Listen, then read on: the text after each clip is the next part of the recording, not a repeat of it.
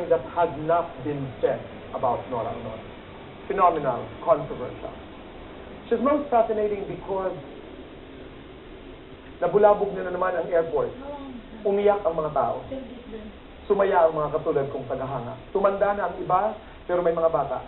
She's most interesting dahil naroon pa rin talaga yung magic. Naroon pa rin talaga yung himala, ika nga. Can you explain that? I can't. I don't know how to explain that. To this very day, she's most fascinating. She's most exciting and interesting because she has remained phenomenal. Why? I don't know. I don't think anybody would dispute the fact that Nora Honor is the most fascinating, interesting, exciting person of 2011 and forever. At number one in our list. At number one is the one and the only superstar, Miss Nora Honor.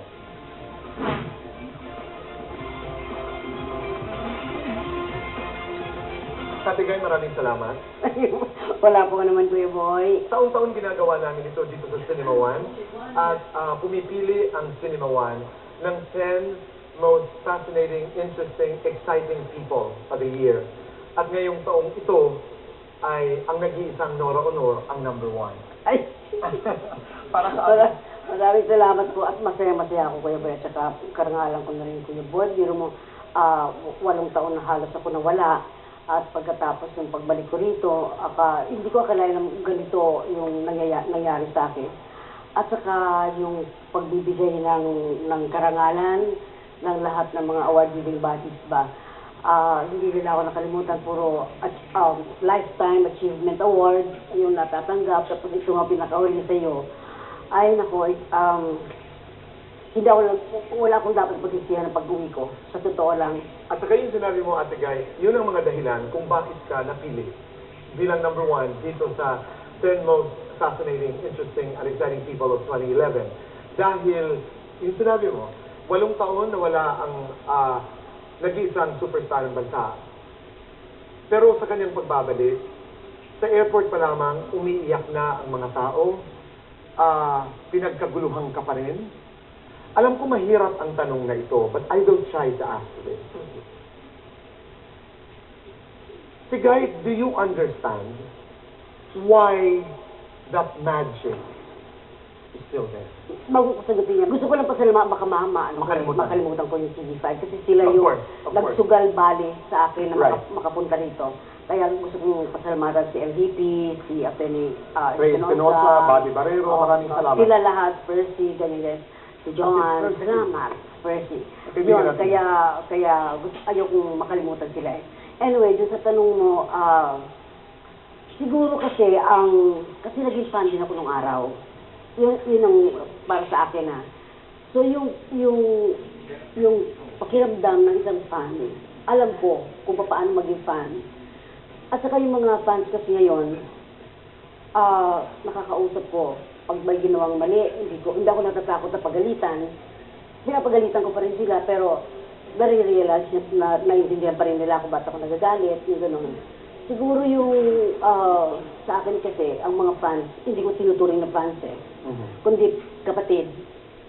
Yun ang para sa akin, na kaya nila abutin, dahil siguro sa nakita nila yung kahirapan ko at hindi ako nagbago.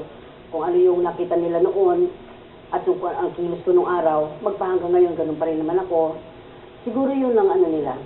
Ako may paliwanag ako doon, dahil pag sinabi mo, bakit diehard Noranian ka, Boy Abunda, hanggang ngayon?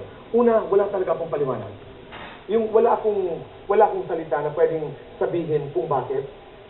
Nanggagaling sa puso, at kadalasan hindi mo ma-express sa salita kung bakit. Pangalawa, sa body of work kasi, sabi ko nga, naging isang superstar, Nora Honor, parang hindi lamang bilang isang tao, pero bilang isang Pilipino, sobra kong ikinararangal, Ate Guy, ang iyong mga nagawa. Pero yung magic, parati kong sinasabi, tingnan mo lang ang isang Nora Honor, mata pa lamang ay naroon na ang kwento. Tigay tanong, do you realize na pag may gusto kang sabihin, hindi mo kailangan magsalita. Kailangan mo lamang gamitin ang iyong mata at masasabi mo na ang gusto mong sabihin. Kuya, hindi. Hindi mo talaga, hindi mo iniisip yun, si guys. Hindi Do you realize na mata mo pa lamang, para bagang nasasabi mo na ang buong kwento? Pag nakatingin ako sa salamin na ganyan, sabi ko, ano ba pinagkaiba ng mata ko? Ganon din naman ang mata ko. Pareho din naman ang mga mata ng ibang tao. Hindi ko rin masabi kung ano yun, sa totoo lang. Pero isa lang ang naalala ko ng buhay pa mama ko, na kapag may prosesyon sa probinsya namin, siyempre iba-ibang santo yung mga nandun, alam mo naman sa probinsya. So yung si Mata Dolorosa, yung mata noon ang lagi niyang tinitingnan pag may prosesyon at sinusundan niya daw yung kahit gaano kalayo yun. At maaari lang, ang sinasabi natin. Para sabi nga nila pinaglido Yun. yung mata ko doon sa kay Mata Dolorosa. So guys, yun ang isa sa mga dahilan kung bakit ang Cinema One ay napili ka bilang number 1 as the most fascinating, interesting, exciting personality or person for 2011. Ang isa sa mga dahilan din na sinabi sa amin ay pagkatapos mo dumating, lahat yata ng mga pahayagan,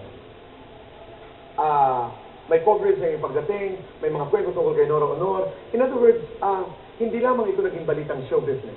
Ito'y naging balita ng Pilipinas na nagbalik ang kanyang anak, ang nag-iisang superstar, si Nora Honor. Naroon na yung mga interviews na aming nabasa, katulad halimbawa ni Secretary Laila de Lima, na taga-Iriga, na talagang lantarang sinabi, ako isang tagahanga, si Nora Honor. Sana makita ko si Nora Honor. Gusto ko rin siya makita. Nakakatuwa, di ba, Ate Guy? Nakakatuwa. Opo. Lahat ng mga magazine, review, Yes Magazine, Star Studio, cover ang Nora Honor. How do you feel, Ate Guy? Ang hirap ipaliwanag yung nararamdaman ko, Kuya Boy. Dahil sa 8 taon na yun at kailan pa ako nagkaedad ng ganito.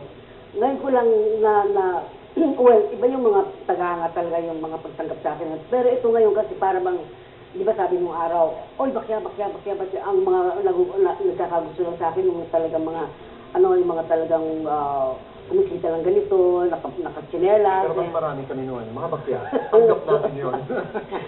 At hindi talaga napagod ng pakikibalita, pag-uusap ang mga tao tungkol sa lahat ng iyong ginawa. Ngayon lamang naalala ko the controversial cover ng Yes Magazine. Whether ikaw ay panig o hindi panig doon sa naging konsepto, dahil ako ang aking tayo noon ay hindi ko napansin ang sigarilyo. At sinabi ko yan sa ere. Ang sinabi ko, yun ay bahagi ng kwento. Yun ay bahagi ng kwento ng cover na yun dahil lahat naman ho tayo, kung artista, television host, talk show host, director, cinematographer, lahat tayo ay bahagi ng komunidad. Ng ating trabaho ay pagkukwento. Kasi mga, yun nga, at saka ano tawag dito, yung cover na yon, sinabi lang sa akin, sige, maganda kasi naninigarilyo ko pagkatapos ng pictorial. So sabi niya, maganda yata yan, mag-posing ka nga dyan, nagunan natin. Hindi ko naman alam na ilalabas sila. So nilabas sila, wala akong kasalanan doon. At napakaganda. Napakaganda talaga ng litrato yun. Ang sinasabi lamang namin ay, this is Nora Honor posing for the cover of Yes Magazine and the cover of other magazines. Pero hindi ka tulad ng ibang nagko-cover, pero ito pinag-usapang mainit. Yun na nga po. Hindi ko ma-explain kung bakit nung ko I yung will tell you a story, guys. You did the cover of Preview magazine. Noong isang linggo, nagkaroon ako ng pagkakataong makausap ang creative director ng Preview, si Vince Uy. Ayan, oo. Iisa lamang ang kanyang sinabi, Vince, and I'm saying this now. Sabi niya, boy, there is only one word to describe that lady. Magic. Nakakatuwa. Si guys, ano ang aming aasahan sa 2012 mula sa iyo? Sinabi ko nga sa isang nag-speech ako, nanalo ko nung nilagay sa aking si Famas. Sabi ko nga, itong karangalan ito ay hindi patunay na doon sa mga nagawa ko na, kung hindi isang pangako ng mga gagawin ko pa. Dahil alam ko marami pa akong gagawin sa susunod na taon. Isang concert, pag naayos ng boses ko, sa may awa ang Diyos. Isang matinding pelikula, stage play. Tapos na. Wow. It's another way of saying na mga kaibigan, the best is yet to come for the one and the only Nora Honor. Ang sa amin lamang, Ate Guy, dito sa Cinema One, pagdating sa sining, pagdating sa